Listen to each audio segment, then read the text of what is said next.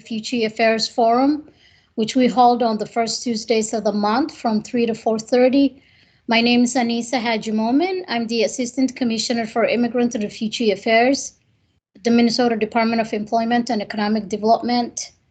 And yeah, you could, those of you like Michelle or, Jerome or John, you could let people in as well as Kirk that way so that I'm not missing anybody out.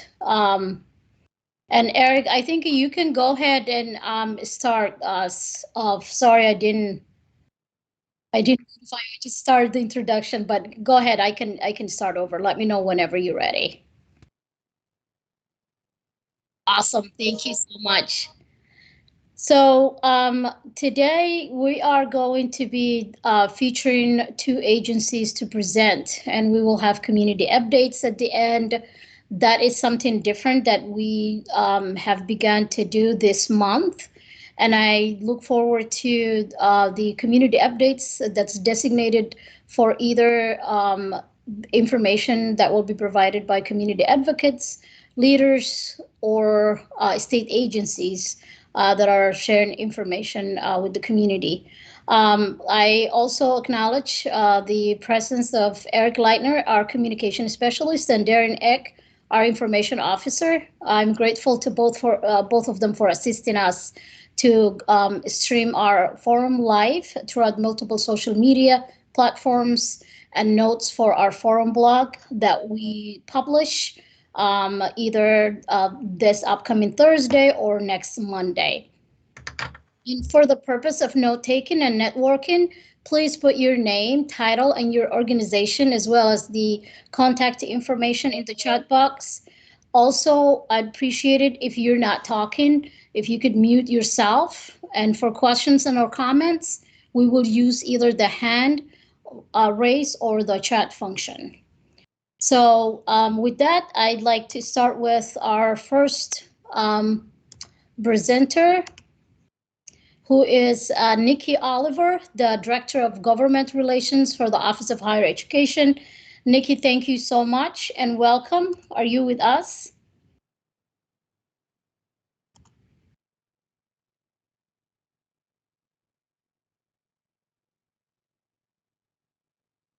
Let's see, is Nikki with us?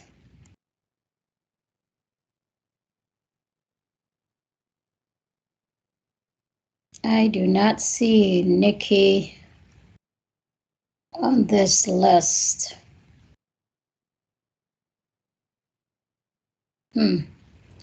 I'll message her quick. Maybe we can put her on the second if Department of Education is okay to go ahead first. Hi, Michael. Thank you so much for joining us. Teresa, are you able to go first then? It seems Nikki is probably still finding time to join or ways to join. You never know what's happening with technology in the virtual world. Yeah. Yeah. I'm good to go if you are. I think we're ready to go. Yeah. If Lee's ready, I'm ready. And oh, that's sweet. Thank you so much. So let me introduce you. So we have Teresa Taylor, Director of the Division of Equity and Opportunity, Lee Schleicher, Supervisor, Student Access and Opportunity Division, and Michael Bolas. And correct me, please. Don't shy away if I'm slaughtering your name.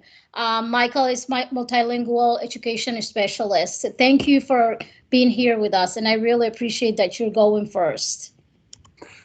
And then Lee will have a chance to introduce herself too, and she's here as our community engagement specialist from the Minnesota Department of Education.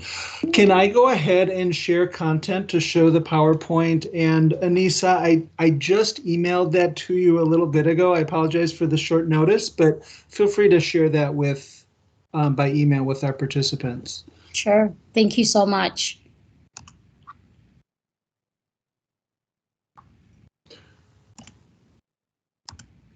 Yeah, I see that. Thank you so much. Yeah. Go ahead. Let's see. I'll reach out to Nikki as well while you're presenting. So, Lee, would you like to kick us off with an introduction by introducing yourself? Yes, sounds good. Thanks, Michael. So I do want to make a point of clarification. Lee Slusher and myself, Lee Her, are two different individuals. And so I don't know if Lee's here today, but I am Lee Her. And so good afternoon, everyone. It's so great to be here with all of you. As Michael mentioned earlier, I am the Community Engagement Specialist in the Public Engagement Division here at the Department of Education.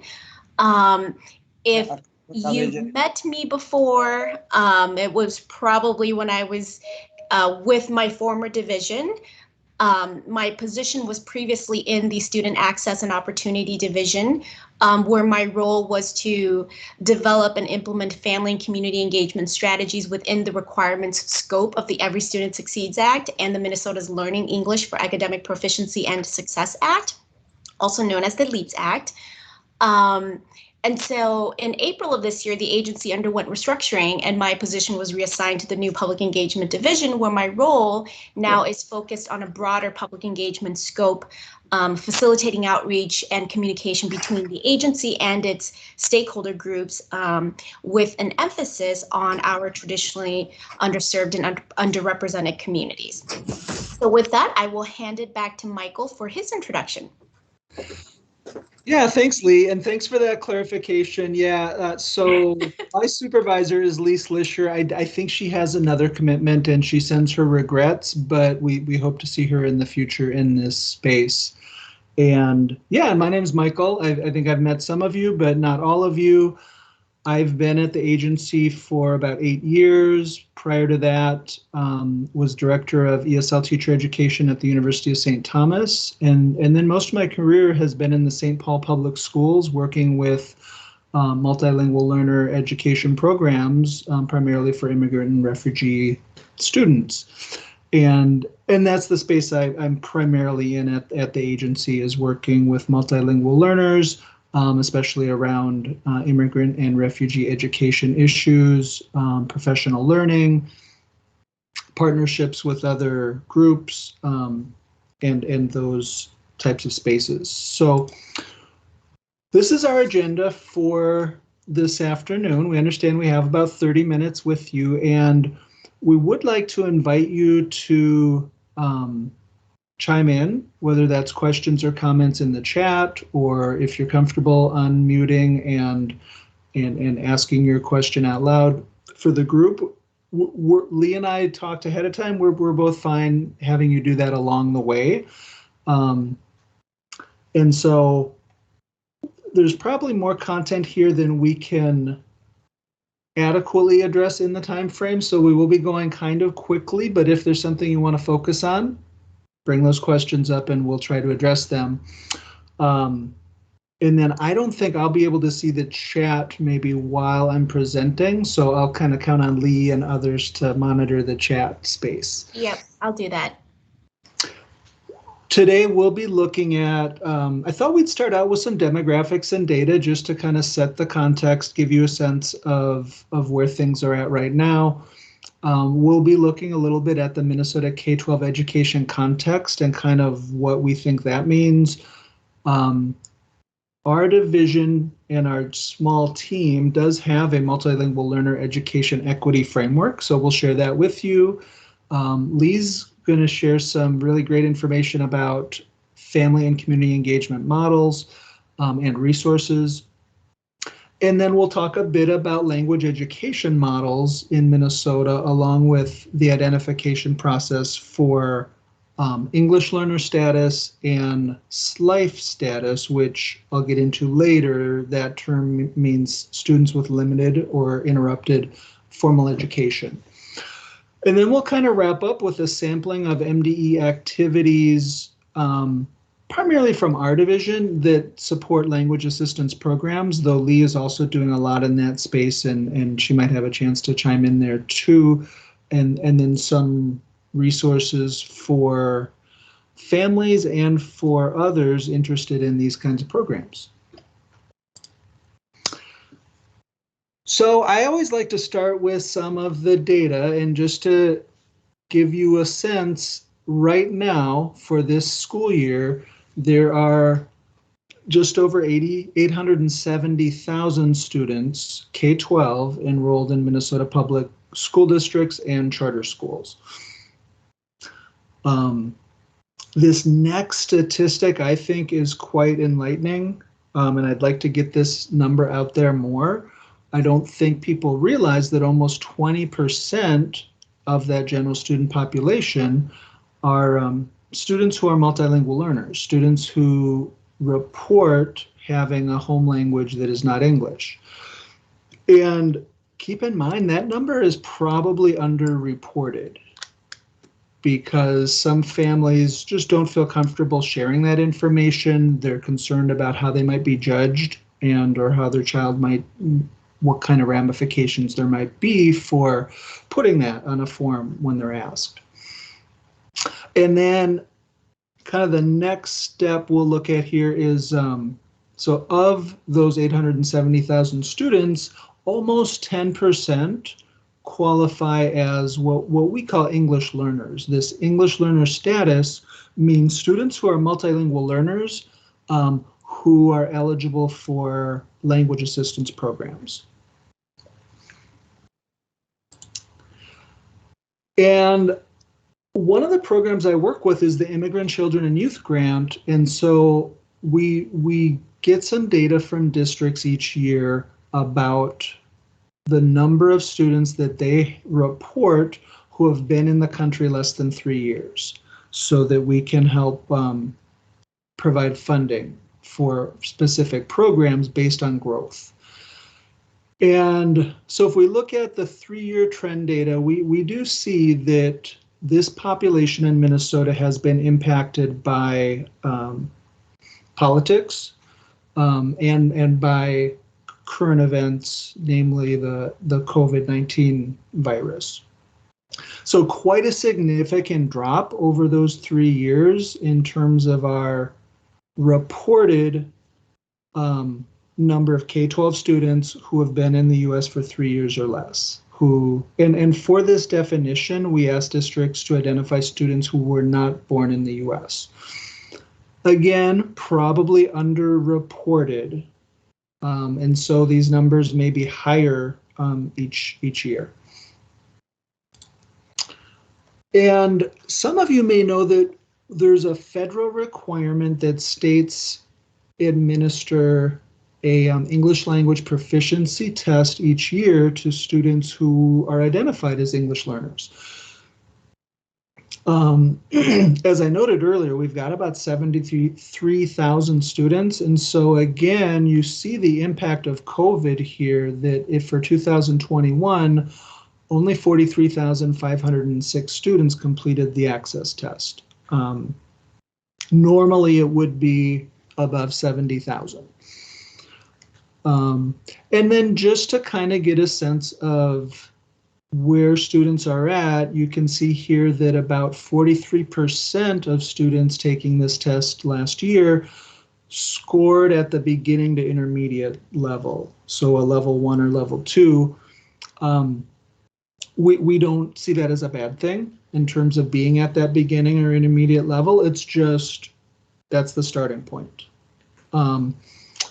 I didn't put a slide for this, but it's worth noting, I think, that from our recent data, the average time in program in Minnesota for K-12 is about 4.6 years. So that's how long it takes the average student to be in the program, reach proficiency, and then exit the program. And the programs do vary as far as program type, as we'll get into in more detail a little later in the presentation. I also wanted to share, one of the things we're really excited about is that Minnesota keeps expanding their multilingual SEALs and World Language Proficiency Awards. Unfortunately, I don't have more recent data and slides, but in 2019, there were almost 5,000 awards. You can see some of the languages here. I think at least 20 languages, and now it's certainly more than that. And then this shows some of the awards by language, just to give you a sense. We are trying to do more in this space to encourage multilingual learners who do qualify for English learner status to be among the recipients and have these opportunities. Right now it's a mix, and right now I'm not sure that we can say districts are prioritizing that population, though we certainly want them to. Okay, so I said earlier we would address kind of the Minnesota K-12 education context, and primarily this is one slide, and it's to remind folks that while there are some robust education laws, both federal and state level, that do require equal educational opportunities for multilingual learners, and along with that, we do have a fairly robust funding system for districts to provide language assistance programs. Compared to other states, Minnesota, it's about currently around $1,000 per student that is generated for these language assistance programs. And just to give you a sense, there are still quite a few states that rely solely on the Title III funding, which is about $100 per student. And in Minnesota, districts get the $1,000 per student, and then districts with 100 students or more also receive that Title III funds of about 100 per student. Then there's a second part of this. So we have that. So there are some fairly good things that I think conditions for having the kind of programs we would want. We'll talk later about the LEAPS Act and some other things that I think bode well for equitable programming for English learners and new to country students.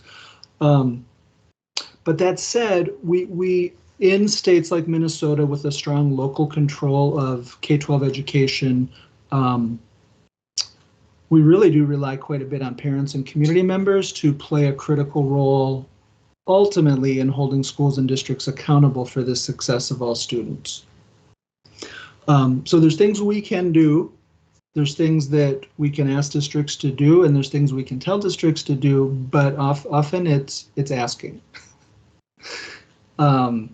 And if the legislature has not put things in place saying that we can do more than ask, then our role is kind of that as a partner. I don't know if you wanted to say anything about that, Lee. Did I capture that okay? Yes, you did. I don't have anything to add. Yeah, and I'll hand it over to you for to kind of give us some updates about that are important regarding COVID for this year. Great, thank you. So, sorry, I'm hearing myself echo. 1 second. Michael, can you hear me echoing, or is it just me? Oh, it's good now. Okay. Here we go. All right, so these are some important updates that I wanted to share with you just to give you a sense of the situation at the school and community levels in this current school year. As you may already know, the Minnesota Safe Learning Plan that was in place during the 2021 school year implemented a more streamlined approach to how schools and districts operated during the global pandemic. The Safe Learning Plan, along with the governor's emergency order, ended as of July 1st, 2021, so over the summer. What this ultimately means for many of our parents in this current school year is that they have had to navigate the differences between how individual schools have determined to operate their buildings under COVID-19 recommendations from the CDC and MDH, along with how they, support their students and families in academic recovery efforts, and how they offer alternative online learning options if that becomes the desire of parents to select that route for their children. And we know that this has been especially difficult for our parents with language barrier and with children enrolled in multiple schools or districts, but this is the current reality now that the Safe Learning Plan has ended and the governor's emergency order has ended. And then the last bullet point on this slide is that masks are still required in all school buses. School buses are covered under the CDC's order on mass requirements, while inside all public transportation buses and hubs. And so, you know, like you'll be sure to see bus drivers and all students masked on the bus, but within individual schools and districts, that policy will vary. And then I will hand it back to Michael.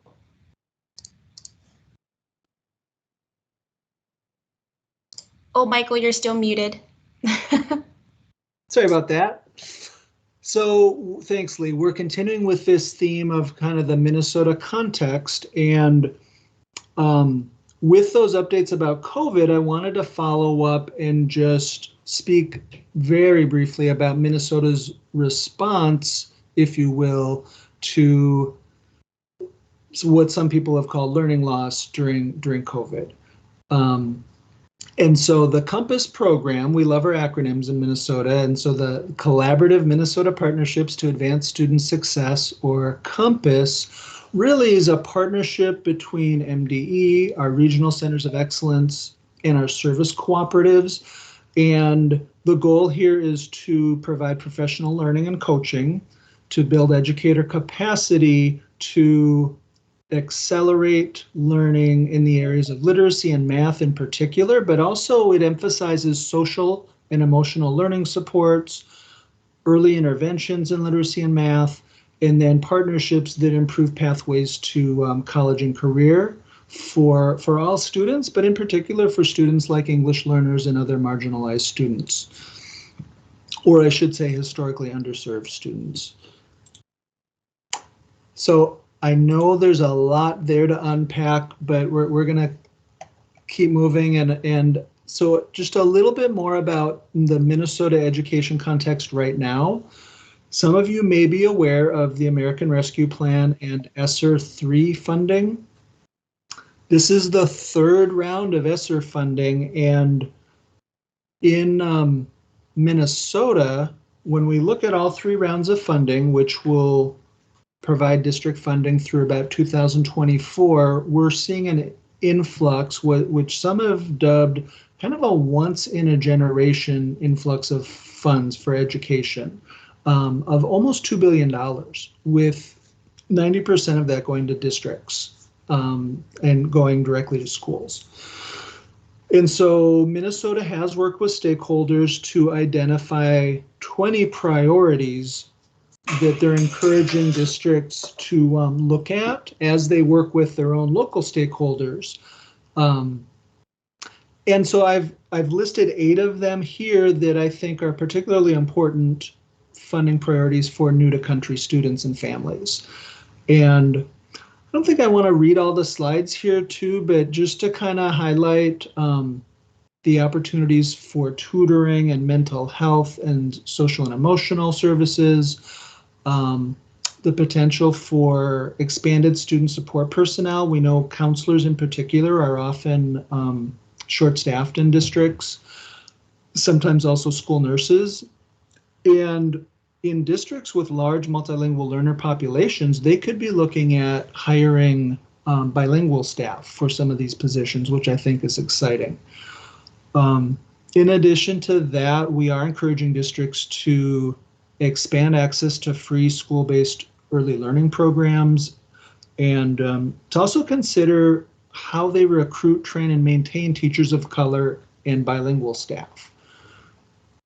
And then finally, as Lee will tell you a little bit more about in a bit, we are prioritizing meaningful family and community engagement models, expanded language access for families who do prefer to communicate in other languages, hands-on learning opportunities like field trips, and then one that is really important to me, and I think to a lot of families, expanded access to advanced coursework for students of color, English learners, and other multilingual learners.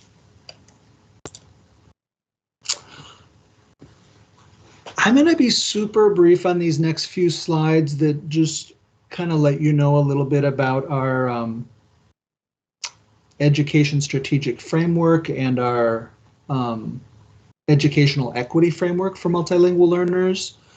I think I would sum these up in saying we're really trying to work with districts so that every district, whatever their capacity is, whatever the size of their population, they are trying earnestly to develop programs that offer high levels of support and high levels of rigor. And where you have that language development instruction along with the training and coaching for grade level staff so that there's access to those grade level standards. And then this one, I'm not going to spend a lot of time. There's a lot here, but there are some tools. You know, I threw out earlier that the role, the critical role that parents, families, and stakeholders can play in holding schools and districts accountable for the success of all students. Here's some tools that can help them to do that, and that we think help us in our work too. The LEAPS Act in particular is kind of groundbreaking when it comes to lifting up multilingual learners and multilingualism as an asset. The World's Best Workforce goes into quite a bit of detail about how all students need to be ready for school, be able to read at grade level, and a number of other factors there, including on-time graduation. And then ESSA also helps us out in these areas of family and community engagement, accountability, and support.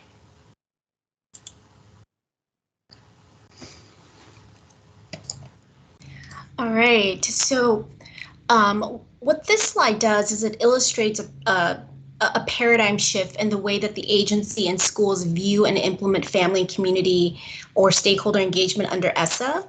And for those of you who may not be familiar with ESSA and LEAPS, ESSA, which is the acronym for the Every Student Succeeds Act, is the reigning federal education law that, among many other things, provides economic support for students in the public education system who are identified as low income, as multilingual, or identified under other protected classifications specified under the Civil Rights Act.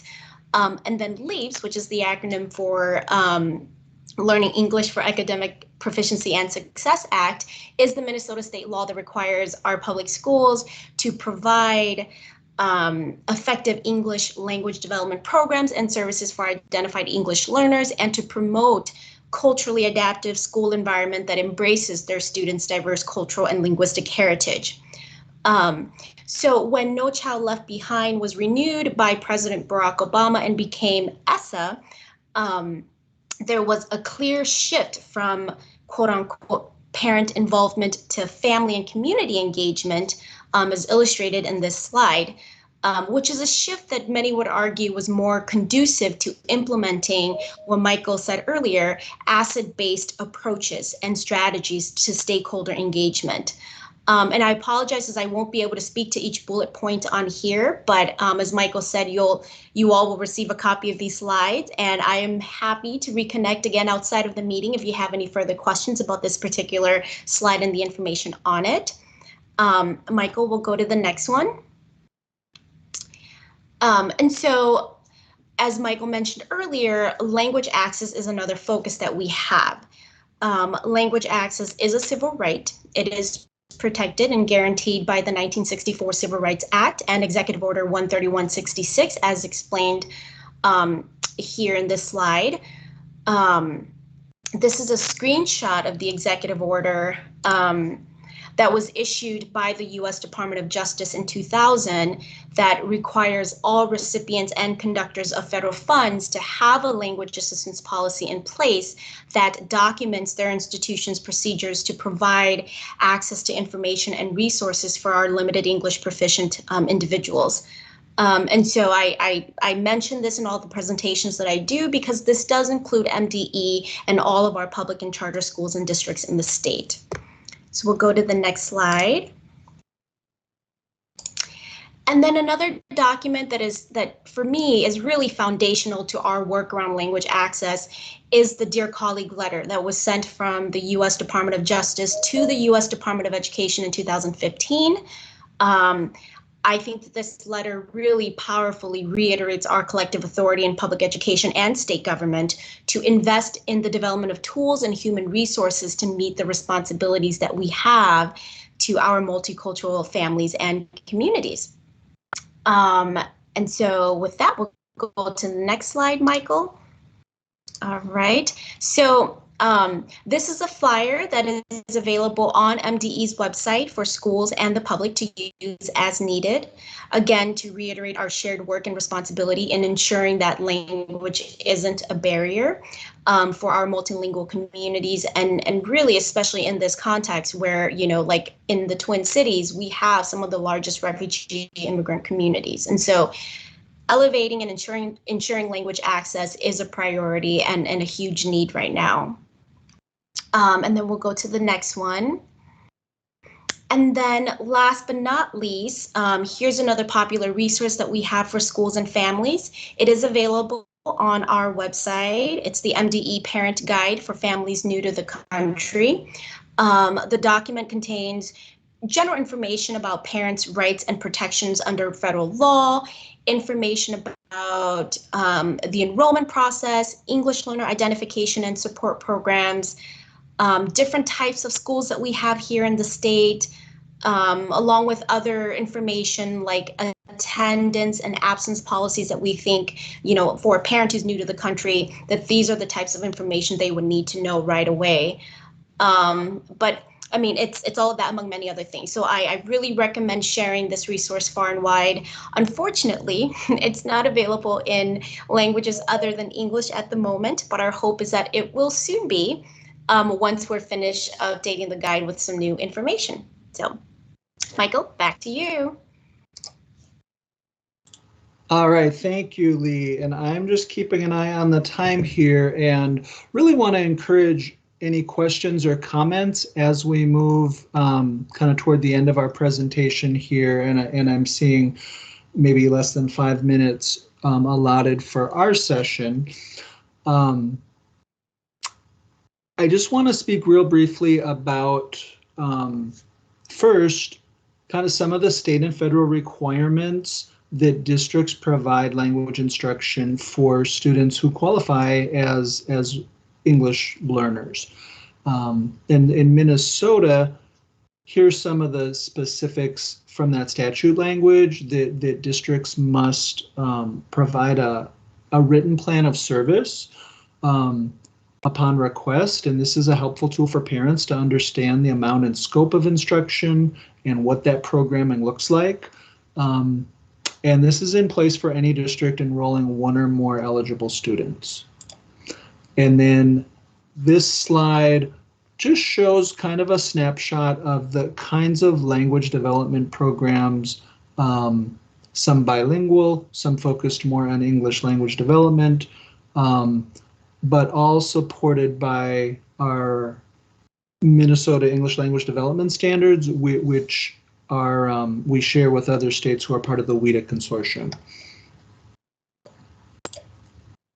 And just a snapshot of some of the language immersion programs in Minnesota. This slide's a little dated, but just to kind of give you a sense of some of the languages addressed in some of the programs that we have right now. And then, you know, one of the things that I think parents will want to know is what this identification process looks like for students. And so parents answer questions on the Minnesota Language Survey about the child's primary home language.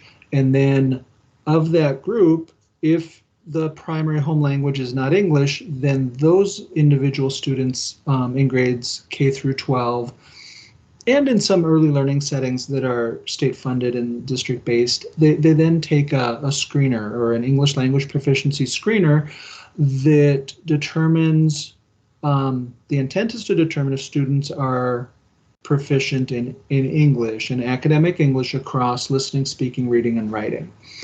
And for students who are not yet proficient, then classes need to be offered to develop English in those areas.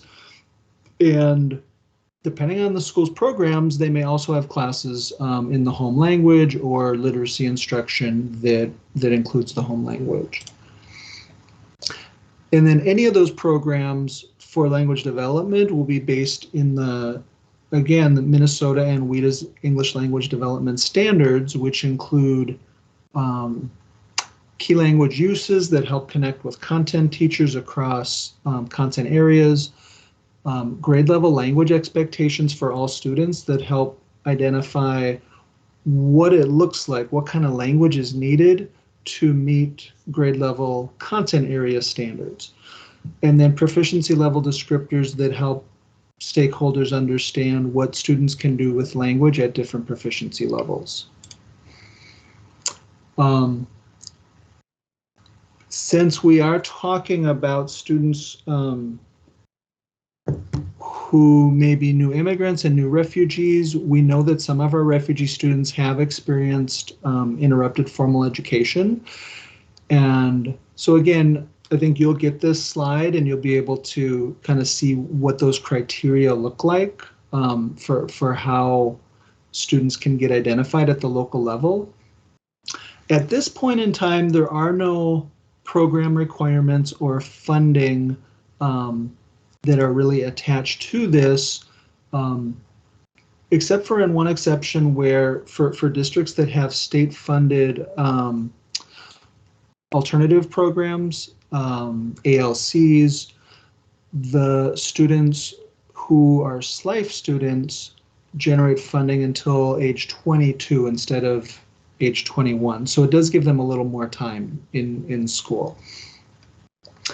And of course, we certainly encourage districts to have specific programming that's more robust in the areas of literacy and programs that address any content area gaps for students. And I'm going to just briefly share some of the things that MDE are doing to support these language programs around the state, including our stakeholder input group. We partner with Minnesota TESOL to offer the annual Minnesota English Learner Education Conference coming up this November 19th and 20th. The English Learner Education in Minnesota annual report that's on our website. Bi-weekly newsletter. Primarily, we get English Learner Program Coordinators and Multilingual Learner Program Coordinators who subscribe to that. Monthly webinars, again for district program coordinators, though others are welcome to come. And then, I know this is a little hard to see, but this is a public site, and Minnesota Department of Education.org, where you can see who is listed for a district as their bilingual family engagement liaison, or bilingual SEALs liaison, English Learner Program Coordinator, or district coordinator for WIDA e-learning. And I think with that, Lee shared some other resources for families. These are all on our website.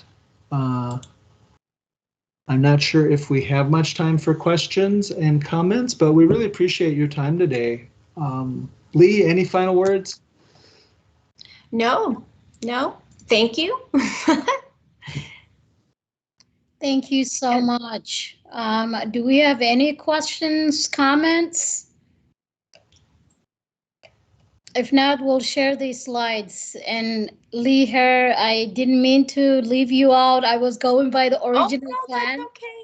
That Lee Slasher will be presented, but I'm glad that you're part of this because you and Michael are always contributing to the Afghan Evacuees Task Force. So thank you so much for being here with us. Anybody who has questions, you could please put in the chat box because we're in time and we're going to go forward. And welcome Nikki Oliver, the Director for Office of Higher Education, to present as our next speaker. Here she is. Hi, Nikki, welcome. I think you're on mute. Hi, everyone. I think someone said they had a question. I don't know if I saw something pop up. Oh, please go ahead. Okay. I don't see anything at all, but yeah, because of the time, Yeah. anyone who has question, please, yeah, drop it in the chat box, and definitely Lee and Michael are here with us. And if you want to communicate offline, their contact information is there, and you can feel free to email too. Thank you. So I have a slideshow, but I just don't know. Yeah, I'm having technology issues. So I'm going to speak, and then I can share information with Anissa to share out with you all. And then if there's questions about anything in particular that I speak to, I can make sure you all get the information regarding that. I know there were several questions Anissa had gotten from stakeholders and you all. I don't know if I'll be able to address those in particular now, but I'm hoping that I can do some follow-up and then come back and speak to you all in more detail about a lot of those questions. I will be, so one, let me introduce myself. I'm Nikki Oliver. I'm the Director of Grants and Government Relations for the Minnesota Office of Higher Education. In addition to that, I am also the Public Engagement Liaison and also the Federal Liaison for the agency. So multiple hats here. So I am going to kind of just give you guys more or less an overview of our agency. Our agency is one of the lesser known agencies in the state. And to be more candid, we don't particularly target immigrant and refugee individuals. So there's not a lot of, we don't have a lot of data on immigrants and refugees. We do focus a lot on socioeconomic status, race and ethnicity, and gender. And we're looking into broadening kind of our research on other intersectionalities. And for the higher ed realm, obviously international students is a totally different category than immigrant and refugee students. So just giving that little caveat before I begin here. So our mission at the Office of Higher Education is to support the pursuit and completion of higher education credentials by every Minnesotan, and mind you, not too fond of the word regardless of race, gender, or socioeconomic status, in order to enhance our democracy, the state's economic vitality, and individual quality of life. With that said, our agency's primary role as a newer, essentially kind of like a baby cabineted agency, in the executive branch, we're one of the newer ones. The primary role is to be the state agency that issues financial aid. So our bread and butter in our agency is the state grant program, which we get over $400 million from the state to issue for financial aid. And that works in partnership with the federal Pell Grant. So the more federal Pell Grant an individual can receive, the less state grant they receive, but they work hand in hand. So state grant will fill in whatever Pell is not filling in for eligible individuals. And if you're what's considered, I guess, low income in the state,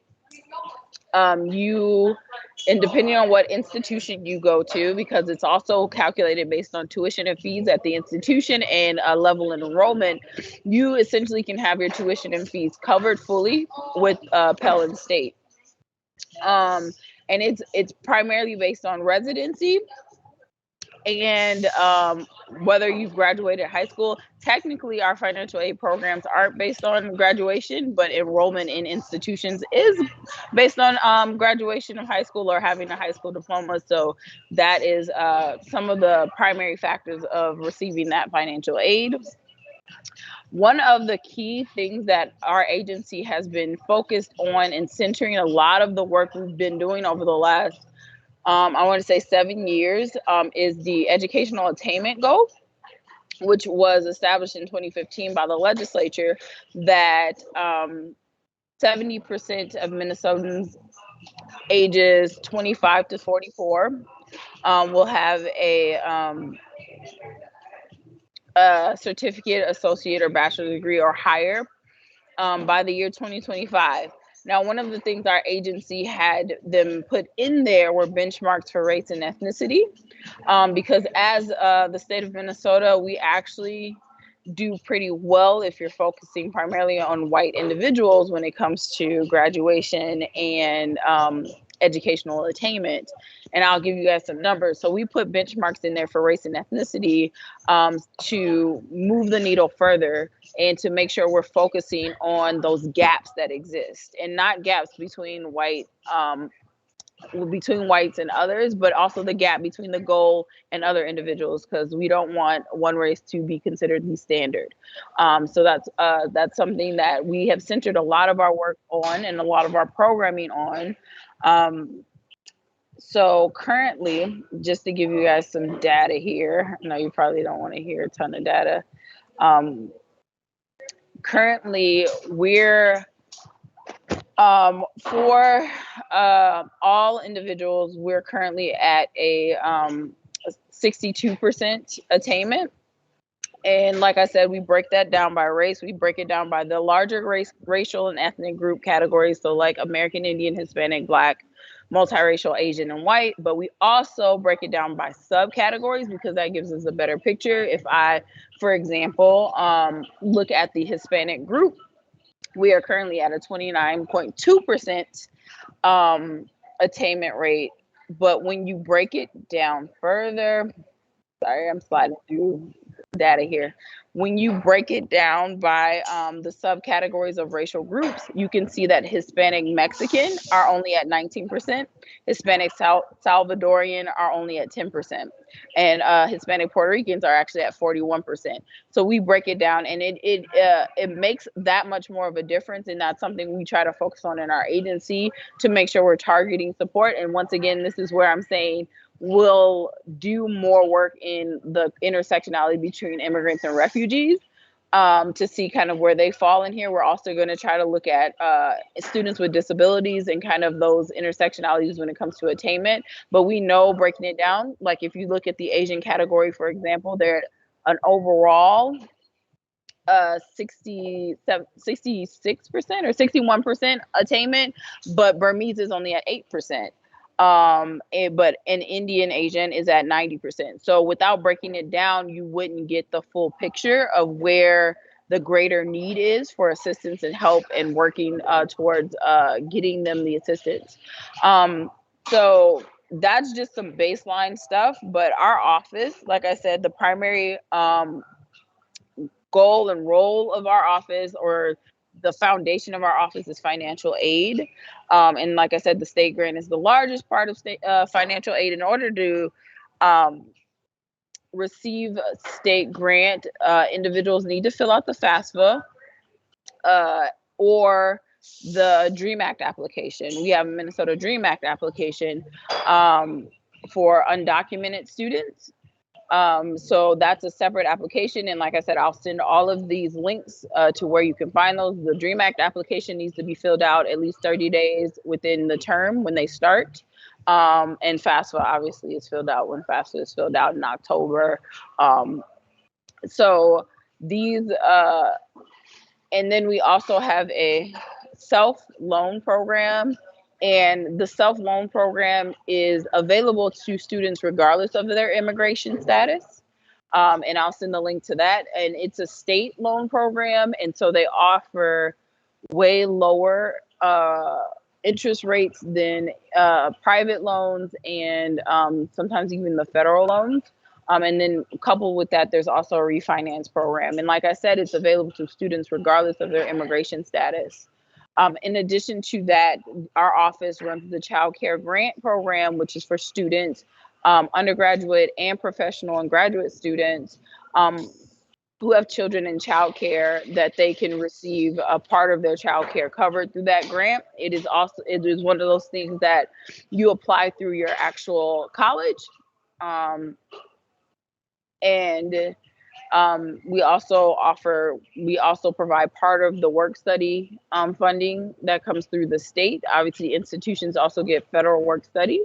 And coupled with all of that I just said, we have a myriad of like competitive grant programs in our office.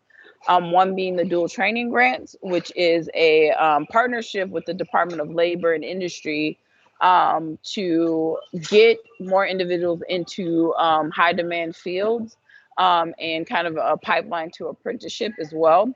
So what our office offers, this is an employee driven grant. And one of the things that we are trying to do better with this one, because the intent was actually to get, the intent of the legislative author was to get more recent high school graduates. That has not been the case. And also diversify the workforce, which has also not been the case. So we're trying to figure out how to do better outreach and work with employers, because I say this is an employer driven grant, because the employer actually applies for the employee. And the way the grant works is that's the piece our agency works with, is it's technically financial aid, but it's a competitive grant because the employer applies. And if they're awarded the grant for however many individuals, the grant covers up to $6,000 of that individual's tuition while they're also doing on-the-job training with that employer. So that's why it's the dual training grants. But like I said, one of the focus, and back to what I was saying, where we're trying to center a lot of our work is around equity and inclusion and diversifying systems and workforces. And like I said, this one is not doing that very well, and I think part of it is the who's driving the application and the ships, but we're working on all of that. And I think one of the questions that was had before,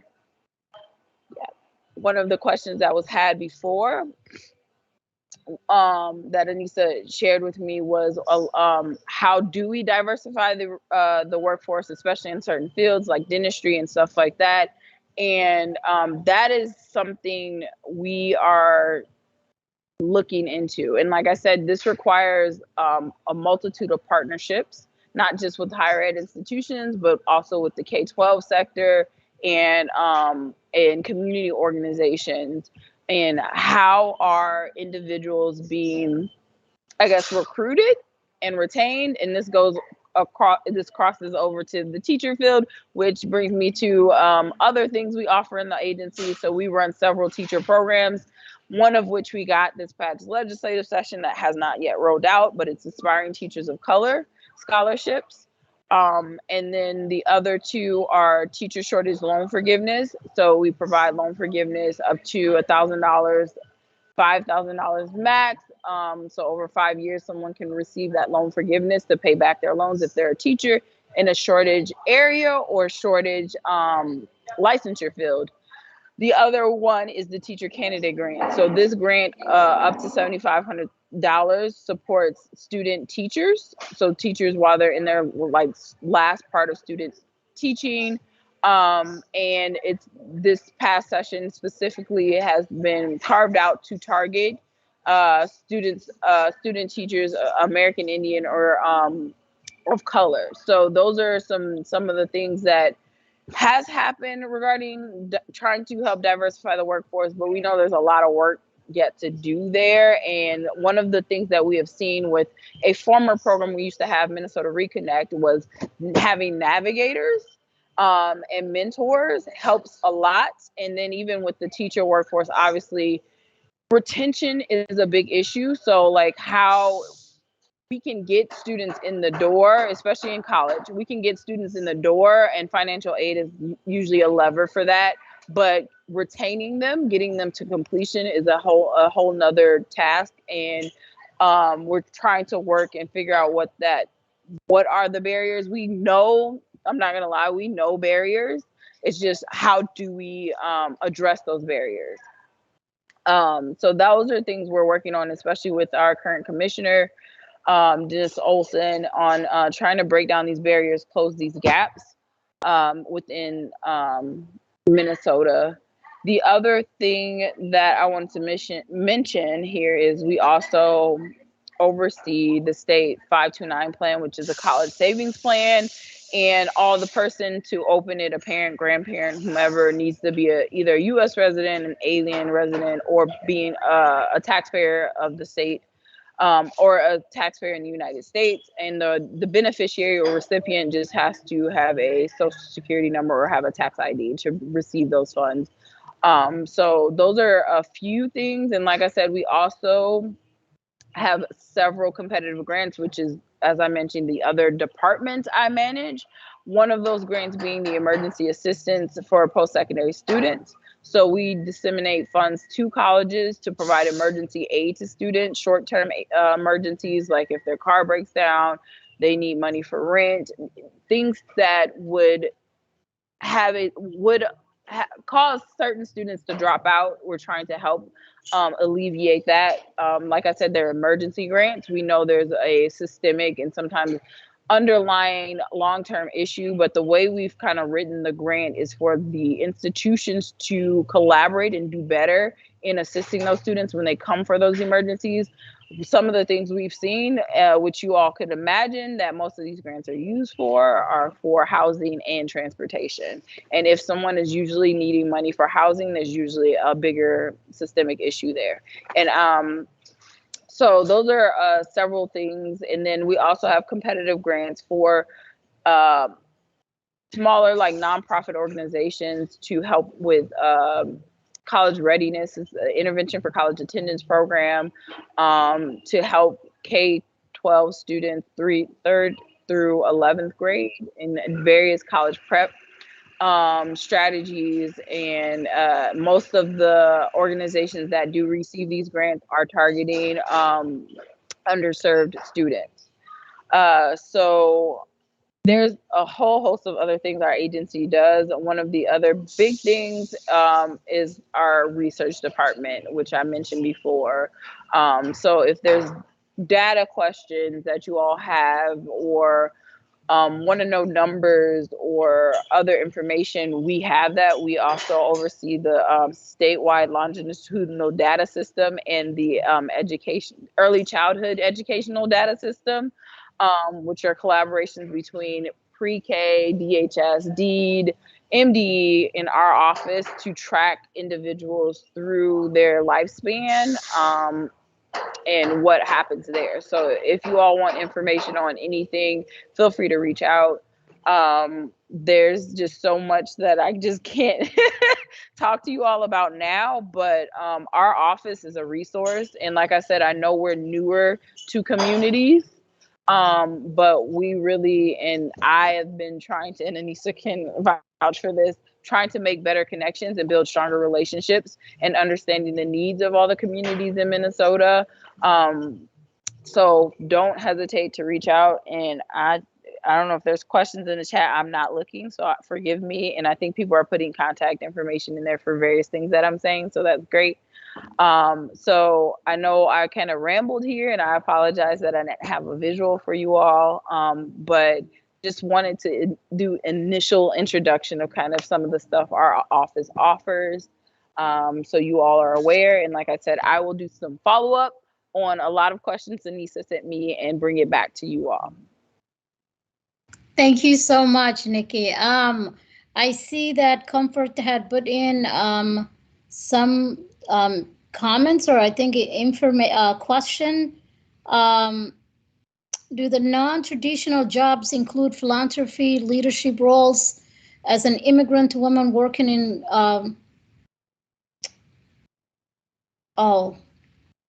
is it hospitality? Comfort, are you able to talk about this? Oh, yes. Sorry about that. I had some typos. I think I have a sticky keyboard. I was just asking, I guess I wanted to make a comment.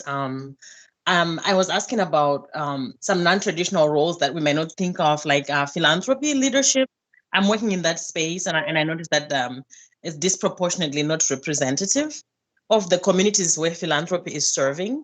And I was just curious if that's an area that has been explored or might be considered, just leadership opportunities for historically underserved communities to be able to access jobs in philanthropy space. Thank you. Yeah, I don't know necessarily, like that's more, so from our side of things, the question you're asking seems more like a kind of a deed question, to be honest.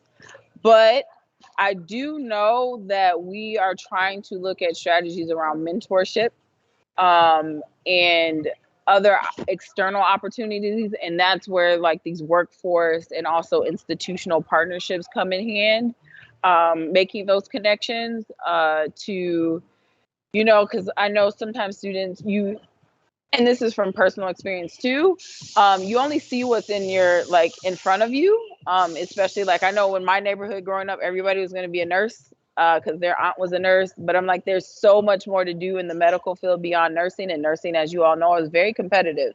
So you can spend years trying to get into the program, and when there's like all these other things. So that's one of the things we're trying to look in, like who is in front of the students, what is shared with them. So providing opportunities for them to have like those, that's where that apprenticeship dual training thing comes into. And I know DLI is trying to do work there, but once again, we are a state, a very white state, white American state. And a lot of the companies that are participating in the dual training grants are not owned by other races.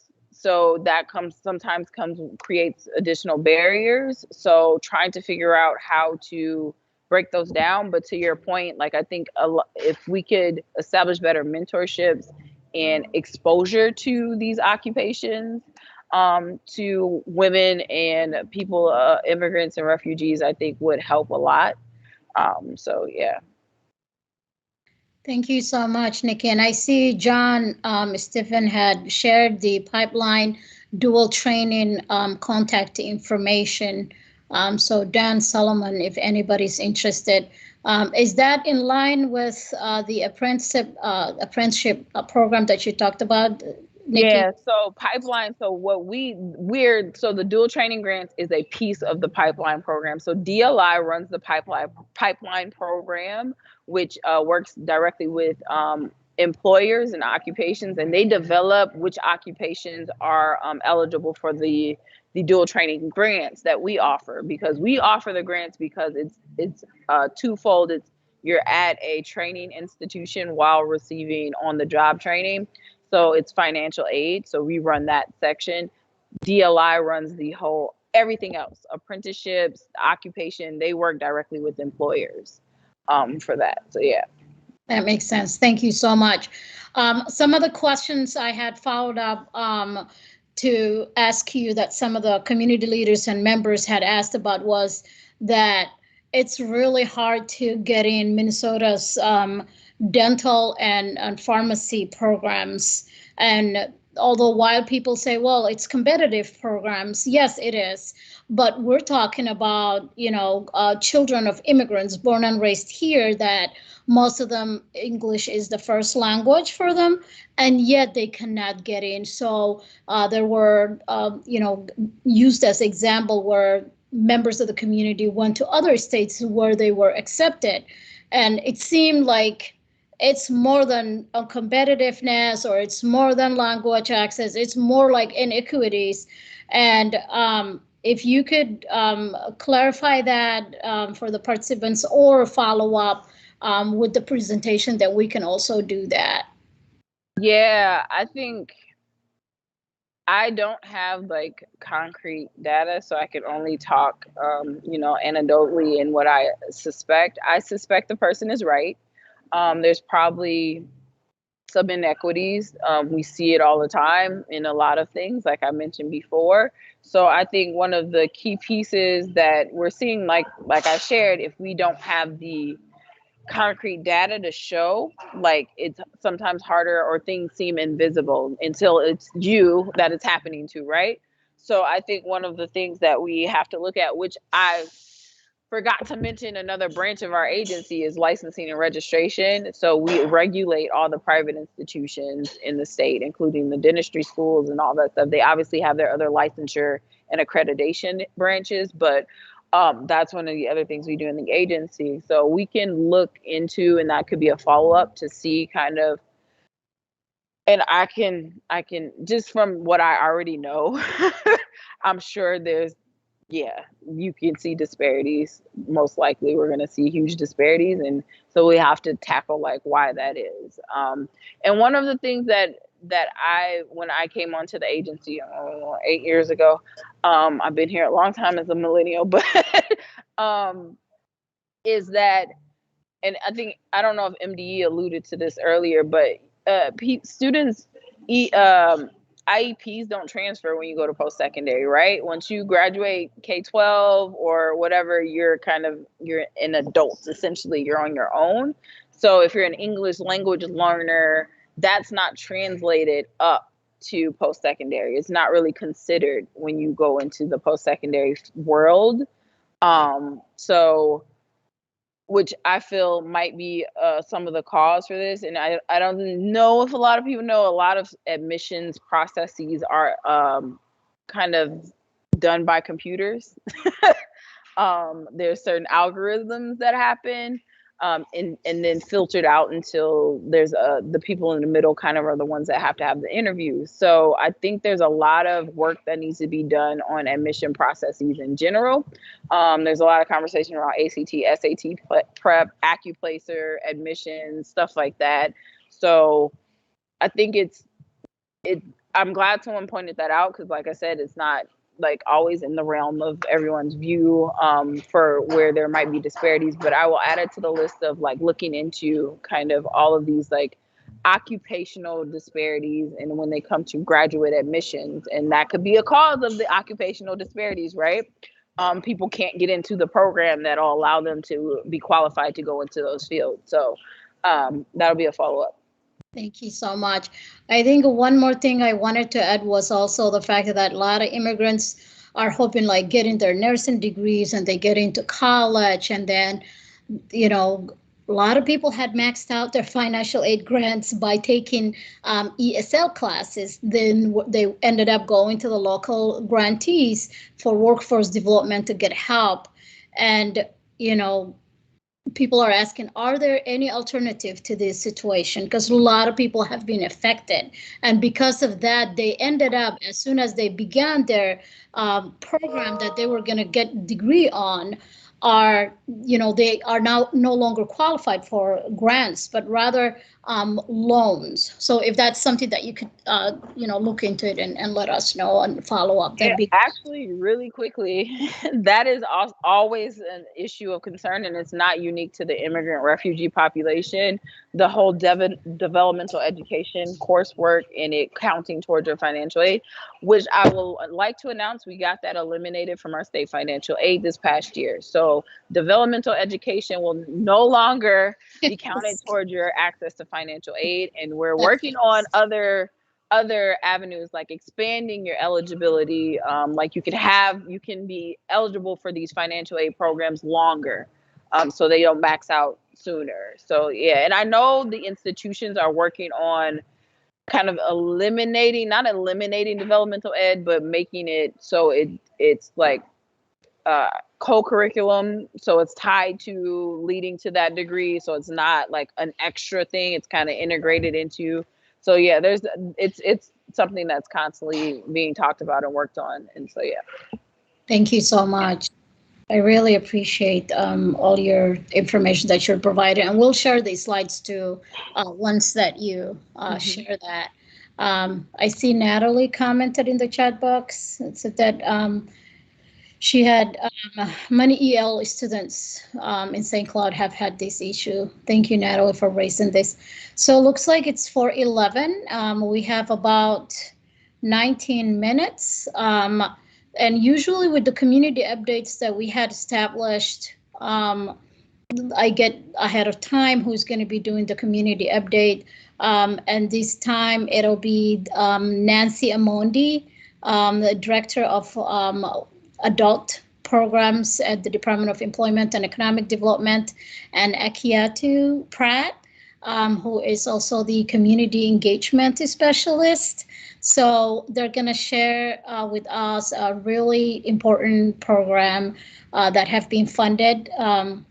And Deed is running, and Nancy is the director who oversees that, and that's really very crucial for our participants to know, and also spread the word about it.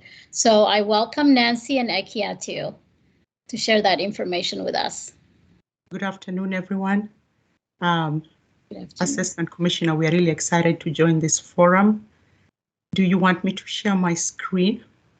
Sure, yeah, Okay, please go ahead. I will do that. Give me a second.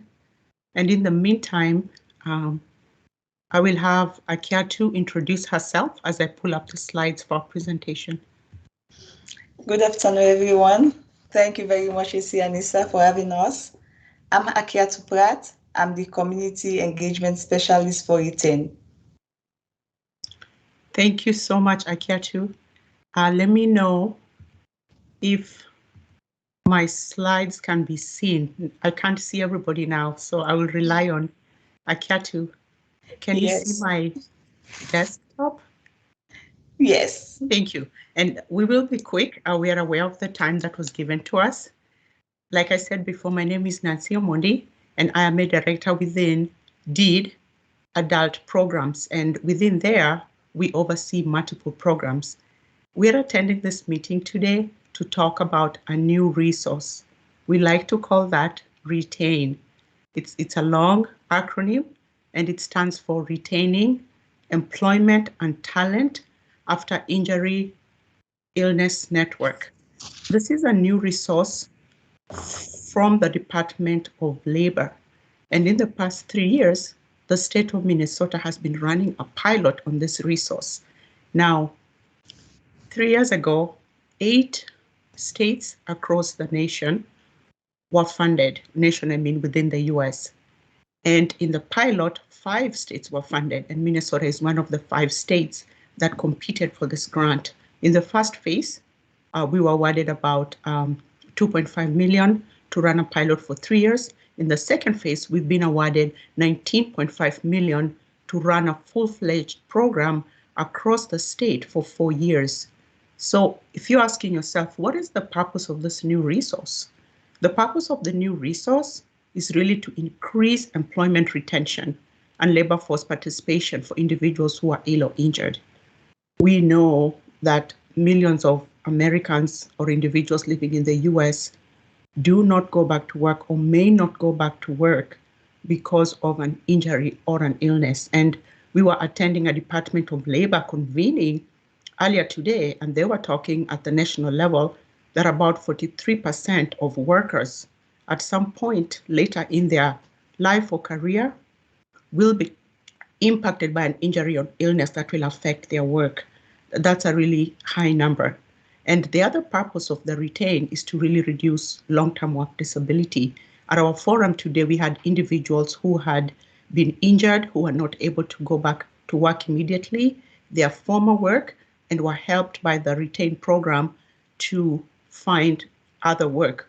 But a young gentleman who had an injury from truck driving said that at age 33, he really did not want to be on long-term work disability. He wanted to train on new skills, and he's now working as a farm tech doing billing.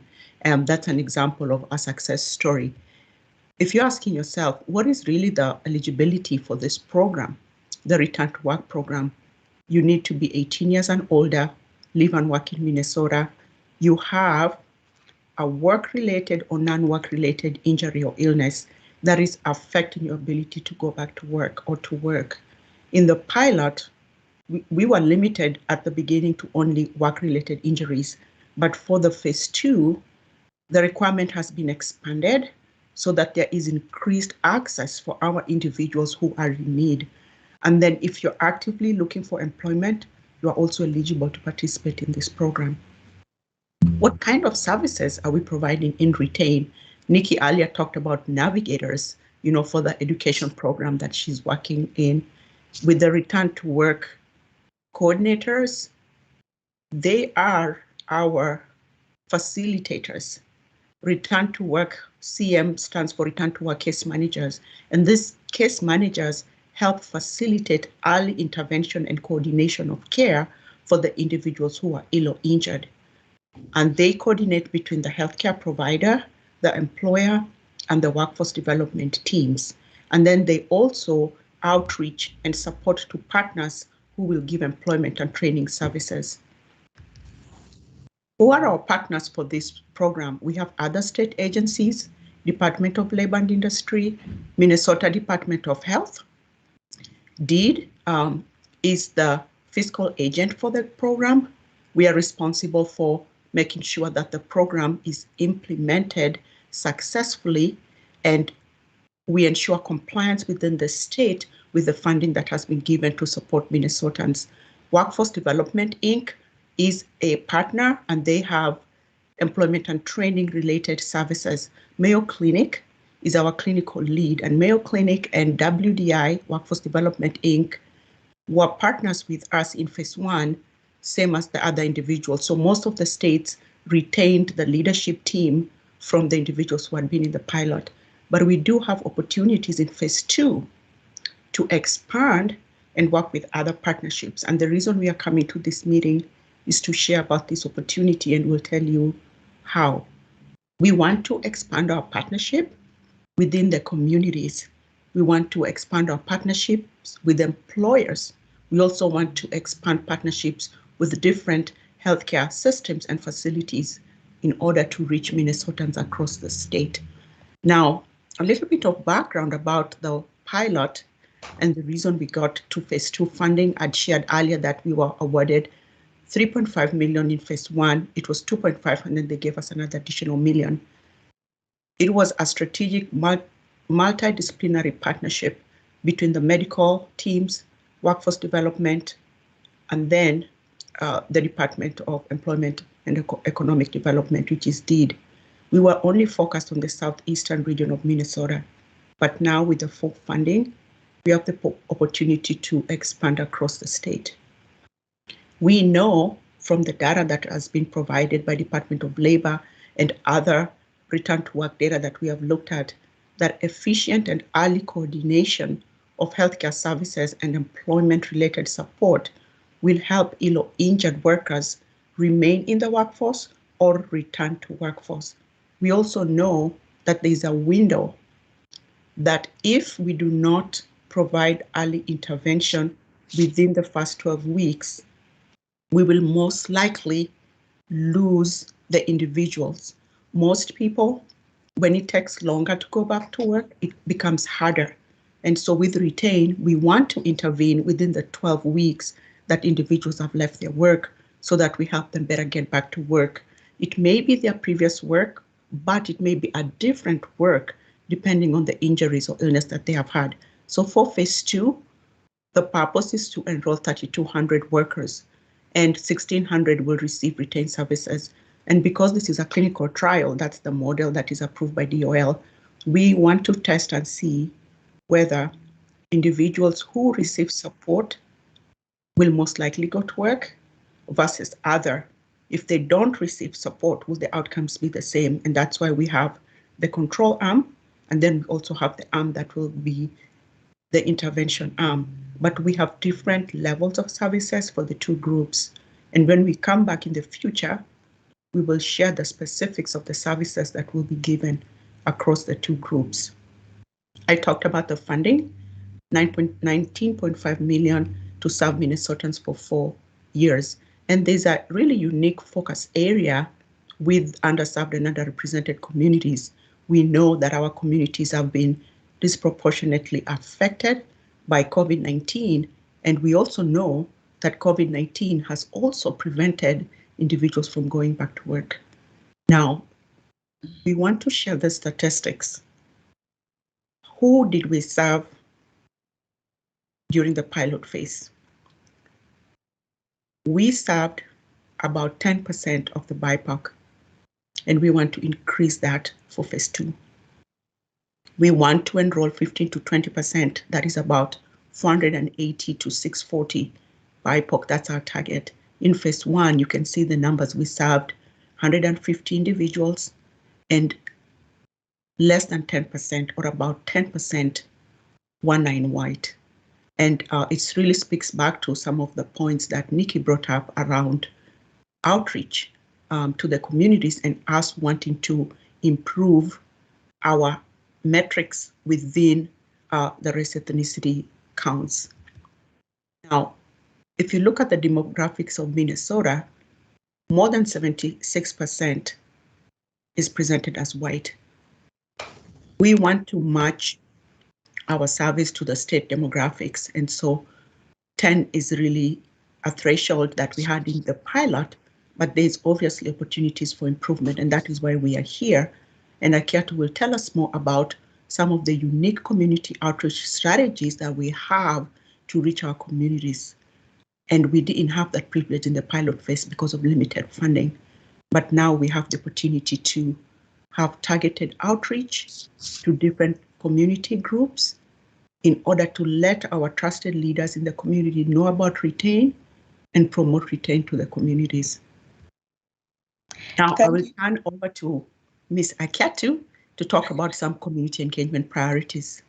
Thank you very much, Nancy. Because of time, I will just go over the point. Based on what Nancy has said, I want to present to you our community engagement priorities. One, we want to help heal or injured individual facing return to work barriers or stay at work barriers. And we also want to engage underserved communities to increase awareness and access to the program. We want to support community members to participate in new programs. We also want to strengthen and build trusting relationship with BIPOC communities. We want to engage existing community and we want to engage existing community and meeting series to promote Retain program. That is why we are in this meeting today.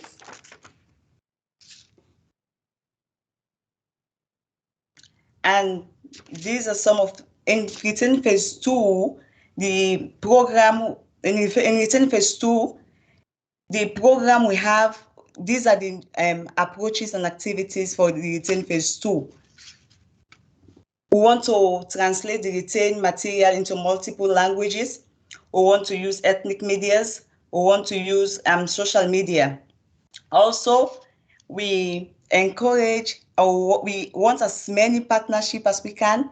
For example, community-based organizations, chambers of commerce, immigration forums, community councils, faith-based groups, state agencies, and others. And here are the opportunities for our community partners. Employment and training services. We encourage a community to apply for the, we want to encourage our communities to apply for the request for proposal to provide employment and training services. This is actually from Workforce Development, Inc. This proposal is due Friday the 19th, 2021 by 5 p.m. We also encourage healthcare institutions which serve underserved or underrepresented population to become a Retain partner. We want to increase awareness. We ask individuals or with illness or injuries impacting their work to self-refer. And we want to share Retain with community members to increase the program awareness. I will turn this over to Nancy again.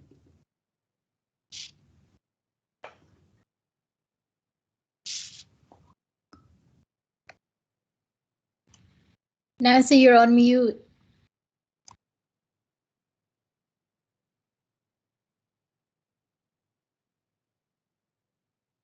Yeah, you're still on mute. Okay, I've removed. We can hear you now. Can you hear me now? Yes. You know, when I have the screen in front of me, I can't see my screen, so I was trying to find it. I'm sorry about that. I hope everyone can still see our screen. Yes. Okay, so I'm gonna go back to the slideshow. I think I kind of messed that one up. Sorry, I'm gonna move that quickly.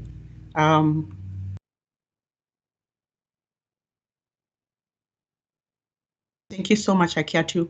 Can you please send the links to our Retain resources, the state link, and then also the Career Force link? You know, one of the things I realized we didn't put the relevant links in this presentation. And AC, before we send the presentation to the community members, please allow us to add a slide that has multiple links with resources. Akiatu mentioned the Workforce Development Inc. RFP. We did not put the link. and we want our members to know where the links are. So Akiatu, if you can put the links for Retain, our members can look at that and then also send us questions. And then if there are any questions on the chat, I'm not able to see my chat at this time. So if AC can read those for me, I'd appreciate that. I would like to acknowledge the Retain team members who've been working on this project for more than 3 years.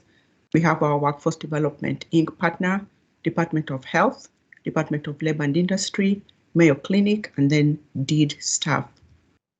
We have multiple ways to contact us. If you have any questions regarding this presentation or Retain, please email retainmn.deed@state.mn.us, and we will answer all your questions. One of the things that we wanted to do intentionally to make sure that we have one contact email so that multiple staff from Retain can access that mailbox and make sure that we do not miss on any of the questions. If they are sent to us individually, sometimes they get buried, but we want to make sure that Akiatu and John and Rita and Amy are able to respond to these questions as soon as they come. So we would really, really appreciate that. And then if you have any questions for us, please let us know, and thank you very much for your time and attention. Thank you so much, Nancy and Akiatu. I see Girma Hassan said, do you have a volunteer opportunity at your agency? We have a volunteer opportunity at our agency related to Retain or related to any other opportunity. Akiatu and Nancy, would you mind if you share your contact information, and then once you complete the slides along with the contacts and links, we'll share it when we're sending out the blog. Girma, if you can follow up with Akiatu and Nancy for more information on or people who are interested in, yeah, go ahead, place an email. But we're in time, and thank you so much. I really appreciate the time that you've taken today to join us, and I appreciate and I'm grateful for Department of Education, Teresa, Lee, Michael, Nikki from Office of Higher Education, and then Akiatu and Nancy for joining us and speaking with the community members. Thank you so much, and have a great evening. We'll share the blog along with the slides and also put it on DEED's website with the social media by DEED account and myself as well. And anybody who has questions, please feel free to follow up with an email. Thank you so much. Right.